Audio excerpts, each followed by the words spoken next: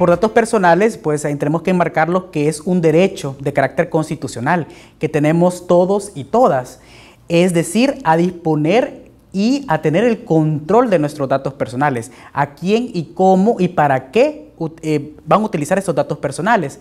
Y pues también este derecho está enmarcado también en 4 derechos, es el derecho de acceso, la rectificación, cancelación y oposición.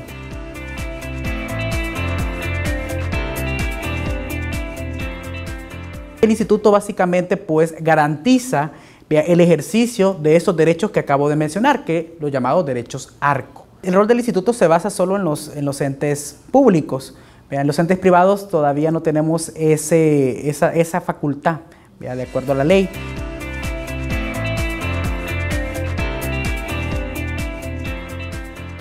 Un ejemplo claro sería en el caso de los expedientes clínicos. Cuando nosotros, cuando vamos al Instituto Salvadoreño del Seguro Social o al Ministerio de Salud y pasamos consulta, nosotros damos una serie de datos de tipo administrativo. Cuando nos llaman y nos preguntan, damos nuestro número de DUI u otro tipo de información. Y cuando también ya el médico nos está tratando y nos pregunta una serie de cuestiones, por ejemplo, si nosotros fumamos, si nosotros ingerimos bebidas alcohólicas o si nuestros familiares han tenido pues un antecedente de diabetes o cáncer. Cada uno de esos ejemplos que yo he dado son datos personales y que solo atañen a la persona, a mí como titular. En las entidades privadas también, pues, donde más compartimos datos, por ejemplo, las entidades bancarias, donde nosotros, pues, ellos saben nuestro historial crediticio, o las telefonías, que saben, pues, también, nuestro número de teléfono, incluso, pues, tienen también información de cuánto ganamos, cuando nosotros contratamos, pues, nos piden ese tipo de información y ellos lo tienen y, pues, muchas veces no queda claro si este tipo de entidades comparten datos con terceros y cuál es la utilización que esos terceros o incluso las mismas telefonías, por ejemplo, hacen con nuestros datos, que lo peligroso es que hagan perfilado y no un perfilado en el sentido de un tratamiento de datos que negativo, por ejemplo, perfiles de consumidor o un perfil incluso en este caso de laboral, que muchas veces pues no sabemos que ese perfil nos perjudica.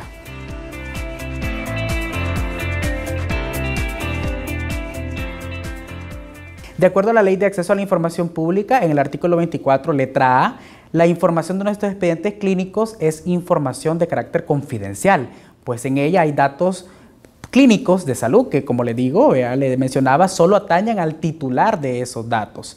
Entonces, nosotros pues podemos tener acceso a esa información y pues ¿a quién le pertenece? Pues le pertenece realmente al titular, al paciente. Lo que no hay que confundir es que al hospital, en este caso, llámese Instituto del Seguro Social o el MinSal, le pertenece el soporte, pero la información que está dentro de esos, ya sea físico o electrónico, es de cada uno de nosotros, de los pacientes, por individual, claro está.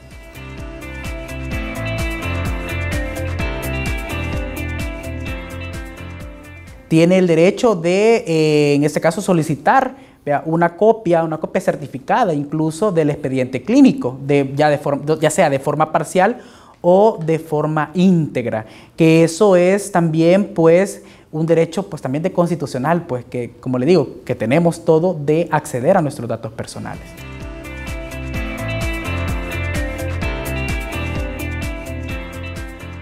El derecho a la protección de datos personales y también llamado autodeterminación informativa está, por decirlo así, tiene ciertas prerrogativas, ciertas facultades.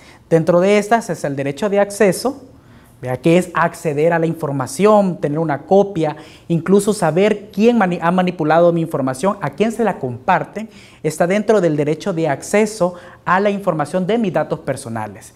También está el otro derecho que es el derecho de rectificación y este derecho pues se basa en cuando existen datos que sean erróneos o estén desactualizados, yo como titular del dato puedo pedirle a las entidades que me rectifiquen el dato, siempre y cuando no se encuentre un procedimiento dentro de una ley especial para ello. En ese caso, pues se utiliza el procedimiento lo que establece la Ley de Acceso a la Información Pública, que es ante el oficial de información. Está también el otro derecho, que es el derecho a la cancelación o supresión de datos, que ese derecho básicamente es la facultad que nosotros tenemos de pedirle a la entidad de que suprima esos datos. Y pueden haber varias situaciones en estos casos. Es información que me perjudica y que ya incluso está obsoleta, vea. Puede ser en el caso de los antecedentes penales, personas que ya sabemos de que hay personas que han cometido algunos ilícitos y que ya incluso se les ha rehabilitado, y que ese tipo de documentos como los antecedentes penales los utilizan, vea, por costumbre, porque no existe ninguna ley que le diga que el privado puede pedir, o incluso las entidades públicas lo utilizan para trabajo. Entonces, si les sale consignado eso, pues prácticamente lo discriminan, vea, y no le dan el empleo. Entonces, hay ciertos casos, incluso se está trabajando pues, con centros penales sobre unos lineamientos, ¿vea?, para establecer en qué plazos y en qué casos se les puede incluso suprimir esta información. Y el otro derecho que me quedaba es el derecho a la oposición. Y ese derecho es la facultad que nosotros tenemos de oponernos al tratamiento de esos datos. El tratamiento no es solo la divulgación de los datos, sino que es el uso, modificarlos, compartirlos, en este caso también interconectarlos y hacer perfiles, ¿vea?, de los que yo les mencionaba.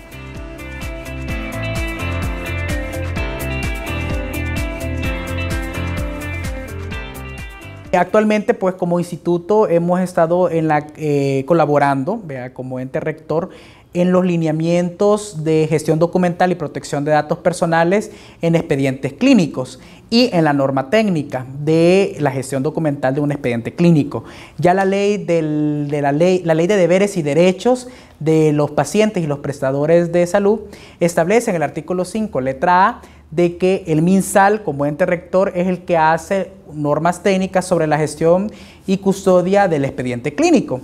Y nosotros, pues como instituto, también tenemos esa facultad, vea, de generar lineamientos, vea, en la gestión documental y la protección de datos personales. Entonces nos hemos unido con el MinSal y el Instituto Salvadoreño del Seguro Social y otras entidades que están dentro del Sistema Nacional Integrado de Salud para la creación de estos lineamientos.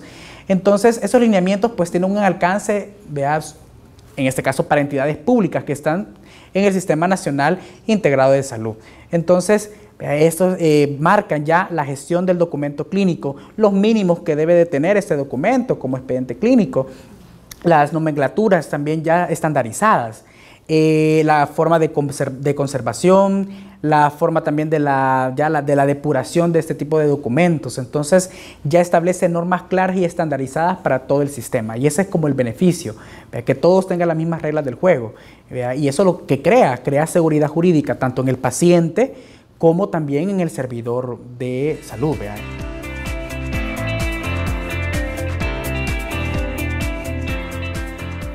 Ya había pues un primer avance, vea, como instituto en el año 2015, porque se emitieron lineamientos pues en la gestión documental, vea, basado en 9 lineamientos.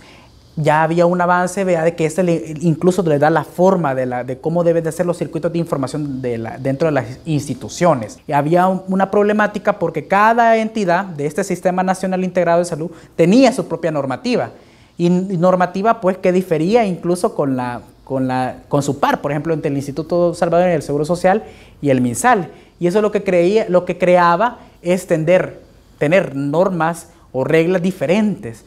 Y a la hora pues de interconectar esos datos, que son pues riquísimos, vea, y que tienen una importancia sin igual, vea, llevan a problemáticas. Entonces, ese era el estado, pues no había un estándar, no había una gestión documental adecuada y mucho menos, vea, una protección de datos pues que garantizara, vea, en este caso la salud clínica de los usuarios.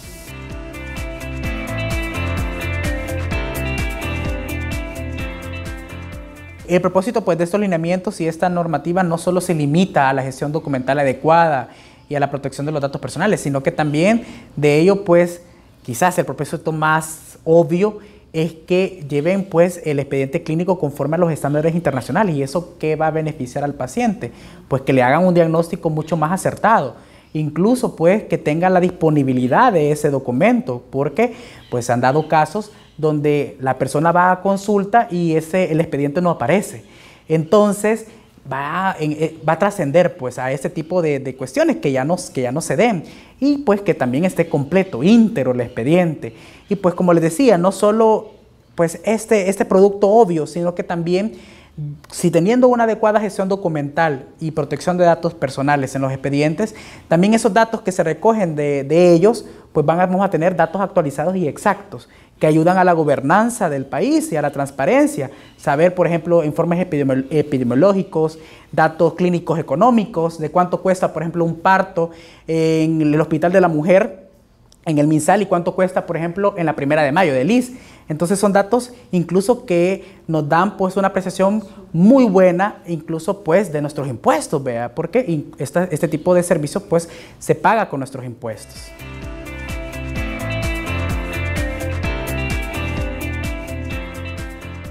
Nosotros pues dentro del proyecto conocimos de primera mano la experiencia española, pero también pues la mexicana y la costarricense, que estamos mucho más cerca, pues les ha brindado este tipo de beneficios que ya mencionaba, ¿vea?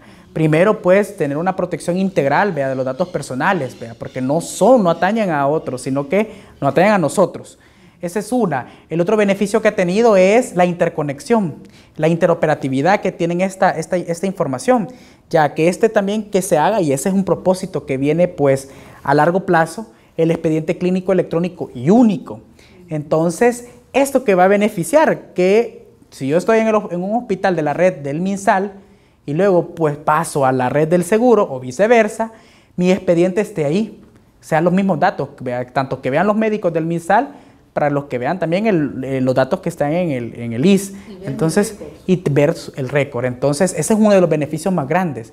E incluso también, como les digo, esto es a largo plazo, cuando ya existe el expediente clínico electrónico, también en la misma red del seguro, por ejemplo, del MinSal, si yo paso, o toda mi vida he pasado en el hospital, por ejemplo, acá general, y por A, B motivo yo migro a San Miguel o a Morazán, pues que ese expediente o esa información también esté a disposición de estos hospitales, ya, porque tal cual está ahorita, lamentablemente, pues la información pues no está compartida, ¿verdad?, si está dispersa.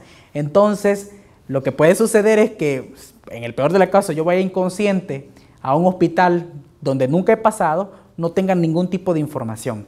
Entonces, eso pues tiene graves implicaciones médicas. Vamos a verlo a largo plazo, porque ahorita vamos a tener quizás un sistema mixto donde va a coexistir el formato papel con el formato electrónico. Pues acuérdense que nosotros pues lamentablemente tenemos una brecha tecnológica en el país, y eso también se traduce esa brecha tecnológica no solo a la sociedad en general, sino que también se traduce a las mismas entidades gubernamentales, y pues en este caso los hospitales, incluso aquellos establecimientos de primer y segundo y tercer nivel, ¿verdad?, que estén esos 3 niveles, ¿verdad?, desde una unidad de salud de allá de recóndito cantón o pueblo hasta los hospitales que están pues en las cabeceras departamentales. Entonces, ya de dotar a todo a estos establecimientos del servicio tecnológico, que son computadoras, internet y todo eso, pues tenemos que todavía cruzar esa brecha, ¿verdad?, tecnológica y también de recursos.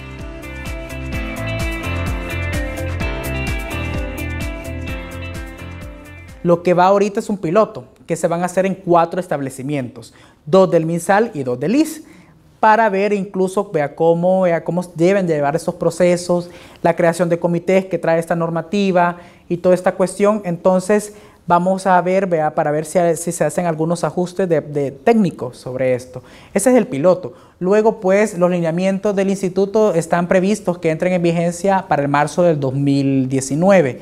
Donde ya vamos a empezar a pegar con las entidades a pues ir implementando ciertas partes de la normativa. No vamos a ir, lamentablemente, pues de una sola vez, sino que vamos a ir pues, en este caso por fases, porque igual es una normativa pues compleja, donde se debe de incluso pues capacitar y formar a todos los participantes de ello, a los médicos, a los secretarios clínicos, enfermeras y otro tipo de personas pues que intervienen en la normativa.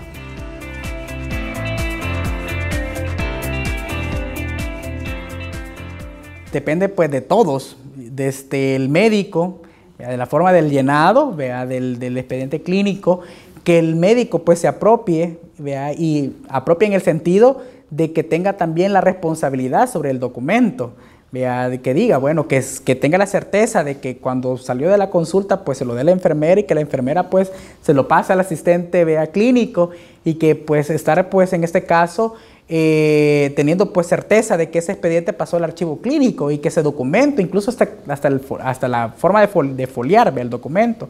Entonces acá pues viene de todos en el sistema, es una cuestión, pues un compromiso, es una cuestión, esa normativa trae ese componente de la corresponsabilidad de todos, desde el titular, de que elige incluso también a las personas de los archivos clínicos especializados, que tiene que tener una especialización diferente o un perfil diferente, pues como le digo, hasta el médico y las personas pues que mueven el expediente clínico.